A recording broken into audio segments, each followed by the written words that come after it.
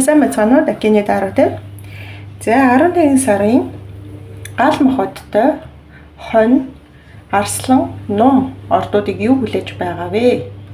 11 сард анхаарах зүйлс юу вэ? Энергийнхээ хувьд ямар хөө сар болох нэ гэдгийг уншиж өгөхөөр картуудаа бэлдээд татаад өдрүүдэд илгээд сууж байна. За тэгэхээр энэ дээр дахиад тайлбар хийхье. Манайхан гайхаад ах шиг байна. Ингээд хонь, арслан, ном гэж хэлэнгүүтээ бүгднийг ингээ бөөндөж уншаад яагаад энийг нь хэлэхгүй байна гэд. Энэ бол арай нөгөө коллектив буюу бүх нийтэд хандсан уншлага байгаа. Ганцаарчлсан уншлага бол биш ээ тий. Нэгдүгээр та хоёрдугаар болохоор эдгээр одоо нэг гал мах бодтой ордуудад энэ уншлага ерөөхдөө таарна гэсэн үг 11 сарынхны энерги өнгийг харж өгöd байгаа учраас. Окей. За тэгээд хоёр хэлэх зүйл байна. Нэгдүгээрх нь болохоор энэ бичлэгийг та үзэж байвал subscribe дараад миний ажлыг дэмжиж өгөөрэй.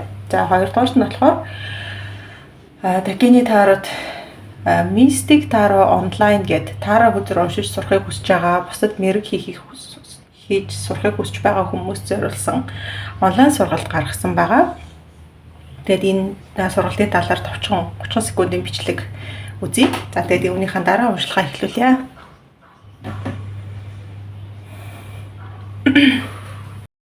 Тарot үзрийн мэрэг, тарot үзрийн сурхаанд итгэдэг. Тэгвэл бидний явуулж буй Mystic Tarot Online өдрийн сургалтанд хамрагдахыг урьж байна. За тус сургалтанд нийт 60 орчим хичээл байгаа. 600 цагийн видео байд юм а. За энэ дотор бидний суралцах зүйл маань болохоор нийт хөзрүүдийнхаа тайлбар, бэлэгдэл, утга, нэмэх хөзрийн өнгө, дүрс, за уншлагын байрлал, практик дасгал ажлууд орсноос гадна зүй савингаа хөгжүүлэх дасгал ажлууд нэлээд орсон байдаг. Сургалтын төлбөр маань 108,000 төгрөгийн үнэтэй байгаа. Та чат бичээд биднээс дэлгэр өнгө мэдээлэл аваад холбогдоо. За баярлалаа. Тэгээд хэрвээ тарot картны сургалтанд суухыг хүсэж байгаа бол над руу чат бичих эсвэл Mystic Tarot онлайн сургалт гэдэг байгаа, хөзөө сургалт гэдэг байгаа. Тийшээ мессеж хийгээд доор линкүүд оруулчихна. За тийм байгаа. Тэгэхээр тарot үзрийг бол хүн болгон уншиж сурч болдог. Янаа суралцах боломжтой ур чадвар байдаг гэж хэлмээр байна. За одоо уншлаганд оръё. За тэгэхээр манай гал мах бодтой ордууд маань 11 сартаа нэлээд хідэн сэтгэл зүйн хувьд нэлээд их юм том өөрчлөлтүүдийг өөртөө дуудсан байна. 11 сар нэлээд тийм том зүйлсүүд болох нэ. За юу болох вэ гэхээр 10 сард ч юм уу 9 сард ч юм уу нэг тийм хийсэн ажил нь бүтээгүү ч юм уу хосын харилцаа эсвэл одоо ажил үйл карьер те эсвэл хүсэж ийсэн одоо үр дүндээ хүрч чадаагүй нэг жоохон тийм сэтгэл зүйн хувьд жоохон юм харуулсалтай одоо сараа эхлэх гээд байна. Тийм мэдрэмж бас таарж байгаа байх гэж бодож байна. За тэгээд нэг юм сэтгэл зүйн хувьд те одоо юу гэдгийг хосоос ханаасаас хань биш нөгөө нэг ямар нэг хосын харилцаанд нь асуудал үүссэн ч юм уу те. Эсвэл одоо яг хүсэж байгаа юм нь бүтээгүй 10 сарда тийм байж болцсохгүй харагдаж байна. Тийм 7 хоногийн 11 сарын 7 хоног маань ингэж эхлэх нэ. За эсвэл одоо нөгөө бага наснд болж өнгөрсөн ностальгия гэдэг чинь тий одоо хуучнаа дурсан сандагч юм уу. Тэгээд хүсчихсэн зүйл нь бүтээгүүдээ, биелээгүүдээ гэсэн нэг тийм тий нэг тийм мэдрэмжтэй сараа эхлэх нэ. За тэгэхээр энэ дээр яах ёстой вэ гэхээр хөдөрмаа зөвлөж ийн л да. Та юу яах хэрэгтэй? Одоо нэг нь болоогүй юм тийм ээ. Тэрний төлөө хойноос нь одоо харуулсаж тий гомдох хэрэггүй. Тийм харуулсах хэрэггүй. Зүгээр өөрөө тэр зүйлсээ мэдэрчих тий. За нэг л юм болчлоо. Окей. За одоо яалтаачлаа нэгд ингээ болоо өнгөрцөн тий. Харин тэнцэнэ битгий гацаарай. Яг энэ тий тэр хосын харилцаа одоо тэр хосын харилцаан дээр л надад тийм мэдрэмж орж ирээд байх юм. Тэндээ битгий гацаарай үргэлжлүүлэх хэрэгтэй. Тэгээд өөр танд ямар боломжууд байгаа вэ гэдэг тэрнийг их сайн мэдрэх хэрэгтэй. 7 хоног эхний 7 хоног болох нэ. Тавьж явуулаад хүлээн зөвшөөрөх хэрэгтэй гэсэн ихний карт маань гарч байна. За тэгээд энэ маань үргэлжлээ. Тэгээ сүүл рүүгээ их гоё болоод дуусна. Энэ хараа хамгийн сүүлийн картн дээр маш гоё карт гарч ирсэн байгаа. За хоёр дахь 7 хоногоос эхлээд одоо энэ жоохон хямраад исэн сэтгэл зүйн докторгүй байгаад байсан зүйл маань өнгөрөөд цаг хугацаа бүхнийг хангадагтай адилхан тийм ээ. Өөрийгөө хангаах нь юмыг тэнцвэрт оруулж сэтгэл зүйн хувьд бол нэлээд тэнцвэртэй байдалд орж ирэх нь. Тэгээ хуучин болоод өнгөрсөн амьдралаас ирсэн тэр туршлагаа шинээр одоо тий үүсч одоо мэдрэгдэх тэр мэдрэмжтэйгээ холиод ингээд таас өөрөө шинээр бүтээх сар болох нь байна. Тэгээ одоо нөгөө нэг утсан дээр болон компьютер дээр нөгөө restart гэж яддаг ч тий дахин шинээр эхлүүлэх гэдэг яг тийм мод дээрээ тавьсан. Тийм энергитэй орцсон 2-7 хоногт өргөжлүүлэх юм байна. Яг энэ үед юу вэ гэхээр жоохон бясалгал хийгээд тэгээ тавьж явуулах бясалгалууд одоо YouTube-ээр ч юм уу хасаагүй зөндөө байгаа. Тэгээд тэрнийг бас судлаад ингээд тий одоо болоод өнгөрсөн зүйлсийг ингээд тавьж явуулж сураарэ гэж зөвлөмөр байна. За төвчээртэй байх хэрэгтэй. Энэ бас төвчээрийн карт гэдэг. Тэгэхээр бүх юм сайхан болно гэдэгт итгээд төвчих хэрэгтэй байна. За 3 дахь 7 хоногоос энэ бол хүслийн өдөр байдаг. Таны хүсэл маа сайхан биелээд бүх хүслүүд нь ерөөхдөө тийм ээ одоо хүсчихсэн зүйлсүүд нь араасаа биелж орж ирэх тийм боломж харагдаж байна. Сэтгэл зүйн хувьд юм баяр таашаалыг мэдрэх нь байна. Амар болон баяр баясгалан орж ирэх нь байна. За тэр нь хосын харилцаа болон карьер дээр ажил үйлсэн дээр нэлээд харагдах нэ. За тэгээд одоо та нөгөө нэг дотооддоо өөрийгөө хамгаагаад байгаа штэ тий. Энэ ихний 7 хоногийнхаа тэр хүнд үе өнгөрөөгөө дараа нь ингээд тий өөрийнхөө тэнцвэрээ олоод эхэлсний чинь үр дүнд хороо ертөнц тань руу тий. Ингээ бүх юм сайхан болно шүү. Бүх юм тэнцвэртэй орно гэдэг тийм энерги, тийм ойлголтыг дотроос ч нээж өгөх нэ. Тэгээд бас өөртөө нэлээд юм итгэлтэй болж эхлэхээр нь 3 дахь 7 хоногоос 11 сарын 3 дахь 7 хоногоос нь гэсэн үг тийм ээ.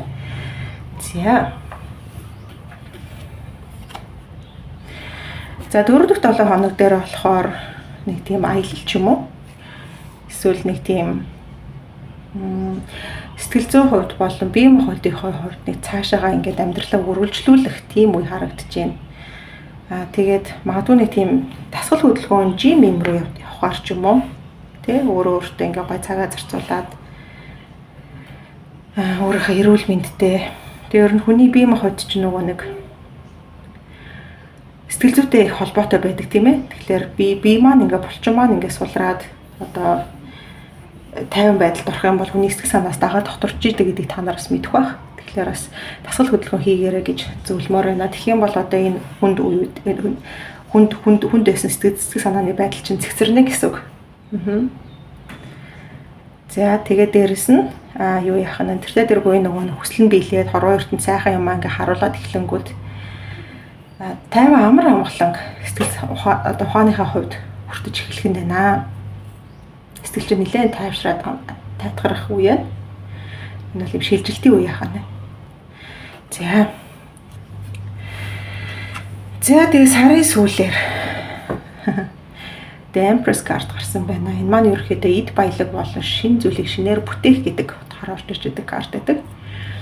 Тэгэхээр өөрийн дотроос ч тийм ингээд юм урам зориг, өөртөө итгэх итгэл.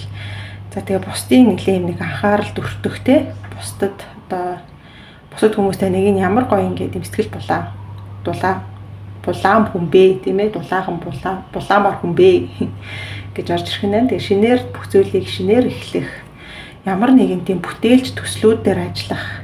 За тэгээд хайр сэтгэлтэй болон өөрийгөө харьцлах тийм ээ түрүүн би хэлсэн дасгал хөдөлгөөн хийгээрэй гэд тэр бас орж ирж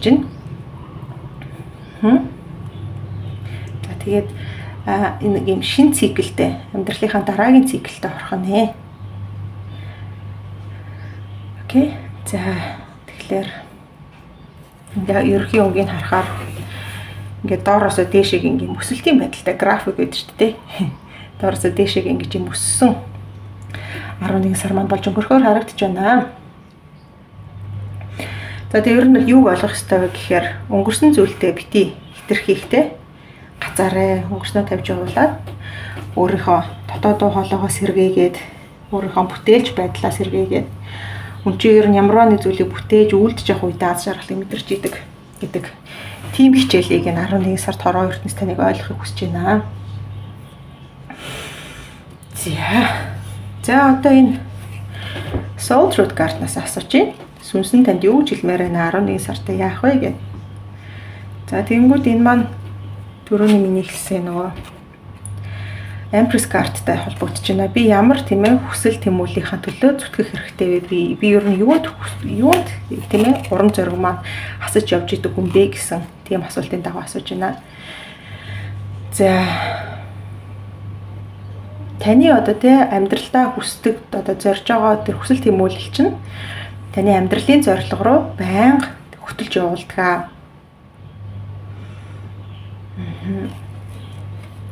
Гэхдээ та тэр одоо нэг дотор байгаа тэг хүсэл мөрөөдлөө ингээд булшилжчихсан байна уу? Далд нуучихсан байна уу? Тэг хаа нэг авдрынхаа ёроол тийг мартцсан байна уу гэдгээ дахиж нэг бодож шинээр гаргаж ирэх хэрэгтэй байна. За тэгэхээр 11 сарда тий нөгөө бүтээлч байдлаа сэргээхийн тулд яах ёстой вэ гэдгийг хэлж байна. Юу яах хэрэгтэй вэ? Бүх хүсэл мөрөөдөл, хүсэл тэмүүлэл хүүхэд насны тийм ээ одоо залуу насны одоо эсвэл одоо амьдралынхаа хүсэл мөрөөдлүүдээ бүгдийг тийм ээ бичих хэрэгтэй. За тэгээ амьдралдаа юу авмаар байгаагаа бас бичих хэрэгтэй тийм ээ.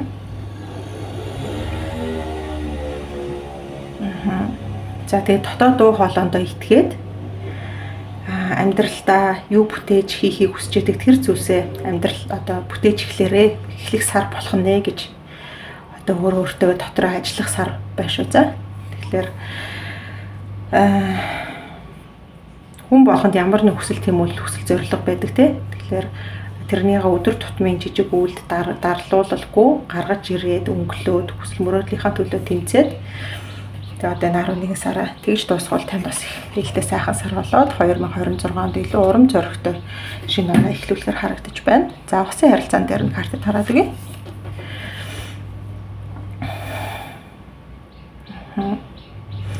Одоо нөгөө энийг шил гэж яддаг шүү дээ. Одоо найз нөхрийн харилцаа гэж байгаа байхгүй тий. Усын харилцаан дээр найз нөхөр одоо хоёр хос маань ерөөхдөө бол тий найзууд гэсэн үг шүү дээ тий.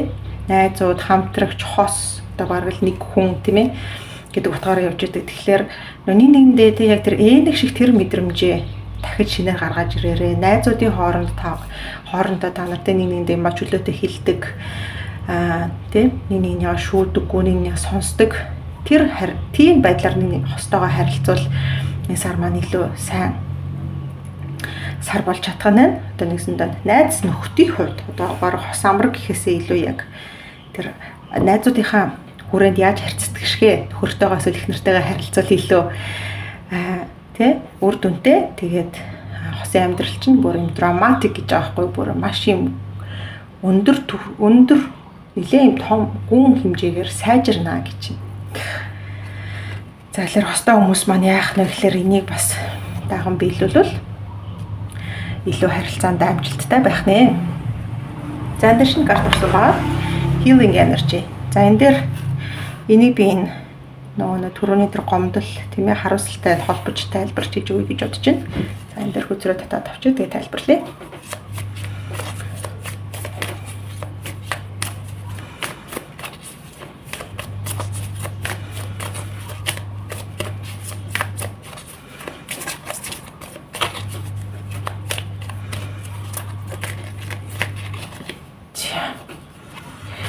За энэ хараа ингээд таараа уншлах юм яахээр хамаг өдрөө ингээд хойлоо шар гэдээ ахаар хүмүүст айгу түүхтэй байдаг. Тийм болохоор өмнө нь ингээд хойлоо бэлдсэн. Тэгэнгүүтээ өдрөө яг дэлгээл шууд ингээд карт уншлахуудаа хийдэг байгаа шүү.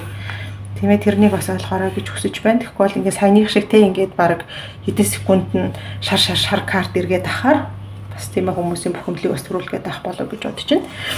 За энэ дээр юу гэхээр сонголт гэдэг байна. Дахиад сонголтын асуудал. Та тэр өнгөрсөндөө харуусаад хямраад явах уу? Эсвэл тийм ээ сонголтоо хийгээд дараагийнхаа амьдралынхаа дараагийн түвшиндөө гарч ирэх үү гэдэг бол таны сонголтын асуудал юм а гэдэг карт маань байна. За би те одоо өөртөө тунгаглаж хэлэх нь 11 сарда. Би амар амгалан гэрэл гэгээ эерэг энергийг сонгож байна. Миний амьдрал юу ч тохиолдсон бай хамаагүй би аз жаргалыг сонгож байна.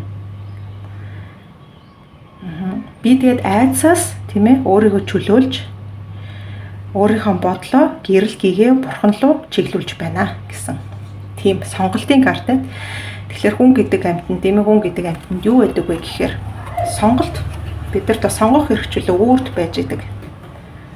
Бурхан хүртэл бидний өмнөөс сонголт хийдэггүй. Сонголт бол таны өөрийн гарт байдаг зүйл юм а гэдгийг л карт маань дамжуулж хэлхийг хүслээ. За тэгэхээр агаар мах бодтой манай ортууд маань доорсоо дэшээ шүү гэд өсөөд 11 сараа дуусгах хүч чадал таны дотор байгаа. Тэгэхээр өөртөө итгэлтэй байгаараа бүхэм сайхан болно гэдэгт нь угаасаа хүзрүүд ингээ харуулж байна. За ингээд энэ удаагийн уншлага маань үгээр дуусаж байна.